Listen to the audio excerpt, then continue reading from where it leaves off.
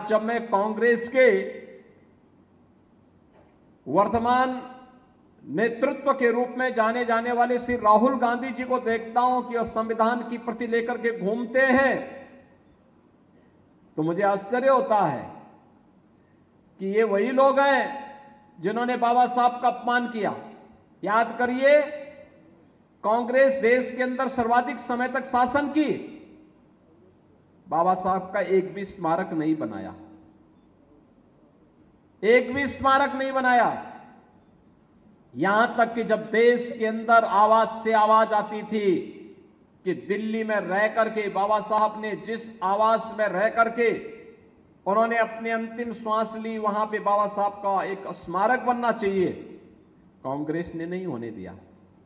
जब स्वर्गीय चंद्रशेखर जी जब देश के प्रधानमंत्री बने, उन्होंने वह भवन जब बाबा साहब भीमराव अंबेडकर के लिए आवंटित किया, कांग्रेस ने उनसे ही समर्थन वापस ले लिया।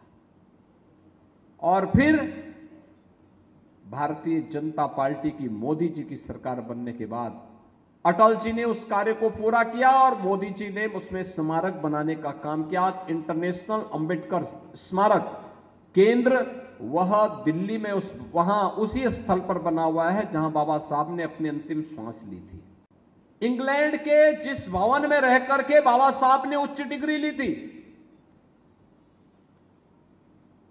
ब्रिटेन की सरकार उस भवन को बेच रही थी। मोदी जी प्रधानमंत्री बने, मोदी जी ने महाराष्ट्र की सरकार से कहा और स्वयं भी अपना योगदान किया और उस भवन को भारत सरकार ने लिया।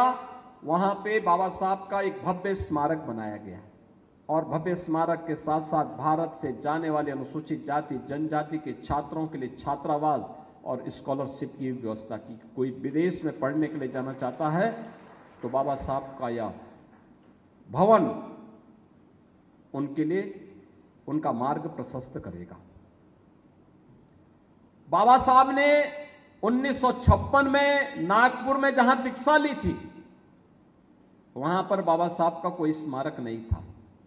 प्रधानमंत्री मोदी जी ने वहां भव्य स्मारक बनवाया और चैत्य भूमि मुंबई की यह प्रधानमंत्री मोदी जी के कारण महाराष्ट्र में बन पाया। यानी ये पंच तीर्थ बाबा साहब के नाम पर अगर किसी ने बनाए हैं तो मोदी जी ने बनाए हैं या भारतीय जनता पार्टी ने बनाए हैं। इनमें न कांग्रेस का योगदान है, न समाजवादी पार्टी का योगदान है, न आरजेडी का योगदान है, न किसी अन्य दल का योगदान है। इनमें से किसी का योगदान नहीं। यह काम हुआ है भारतीय जनता पार्टी की सरकार के समय। और यही नहीं, 26 नवंबर 1949 को जब बाबा साहब ने संविधान का निर्माण करके संविधान सभा को सौंपा था, यह तिथि संविधान दिवस के रूप में आयोजित हो, यह कार्य भी अगर किसी ने किया है तो यह मोदी जी ने किया है। 26 नवंबर की तिथि 2015 से लगातार संविधान दिवस के रूप में मनाई जाती है पूरे देश के अंदर। बहनों और भाइयों, कहने का मतलब है बाबा साहब के नाम पर लोक लुभावन नारे देने वाले, भाषण देने वाले तो अनेक आएंगे, लेकिन बाबा साहब के मूल्यों और आदर्शों को आत्मसात करने वाले, उनके प्रति सम्मान का भाव व्यक्त करने वाला कोई एक दल है तो भारतीय जनता पार्टी है। ये घटनाएं इस बात को साबित करती हैं। भारतीय जनता पार्टी मोदी जी के नेतृत्व में, जो बाबा साहब ने अपने अनुयायियों को कहा, बार बार उन्होंने कुछ आह्वान किए थे। उन्होंने कहा था अपने अनुयायियों से कि शिक्षित बनो, संगठित रहो, अन्याय के प्रति संगठित होकर के प्रतिकार करो।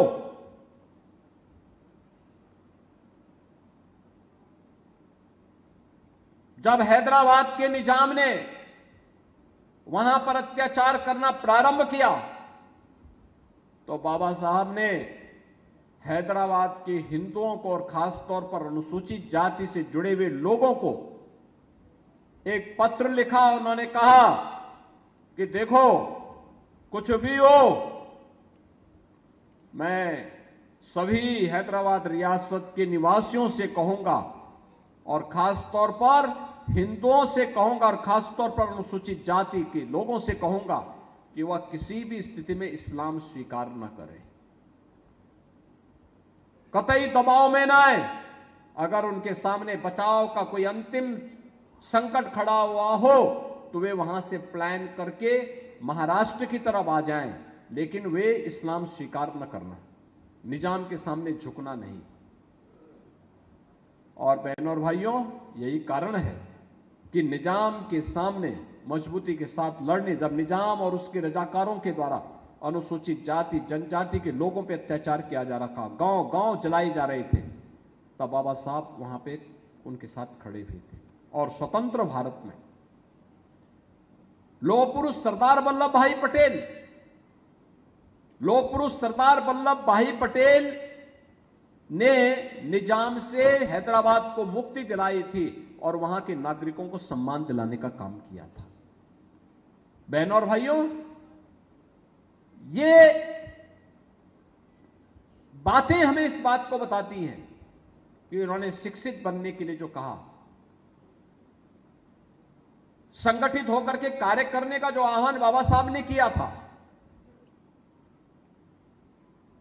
दबे कुचले लोगों की आवाज को आवाज देने का जो आह्वान बाबा साहब ने किया था, यही तो कार्य पिछले 10 वर्ष से मोदी जी के नेतृत्व की भारतीय जनता पार्टी की सरकार कर रही है।